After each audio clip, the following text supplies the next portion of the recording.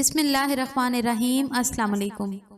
سیدنا ابو موسیٰ رضی اللہ عنہ سے روایت ہے، رسول اللہ صلی اللہ علیہ وآلہ وسلم نے فرمایا، مومن کے لیے ایسا ہے جیسے عمارت میں ایک اینٹ دوسری اینٹ کو تھامے رہتی ہے، اسی طرح ہر ایک مومن کو لازم ہے کہ دوسرے مومن کا مددگار رہے۔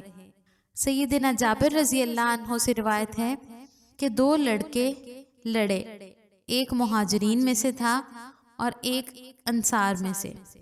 مہاجر نے اپنے مہاجروں کو پکارا اور انصاری نے اپنے انصار کو۔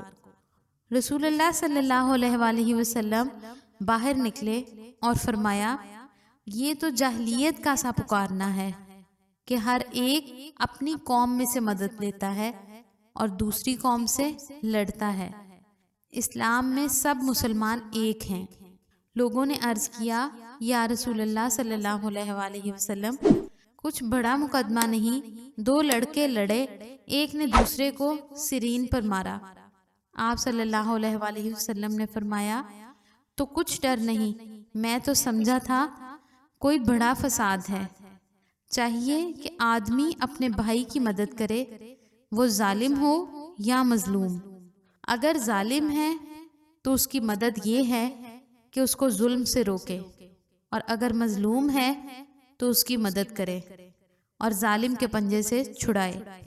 ویڈیو پسند آئے تو اس کو لائک اور شیئر ضرور کریں اور ہمارے چینل اسلامک پورٹل کو ضرور سبسکرائب کریں۔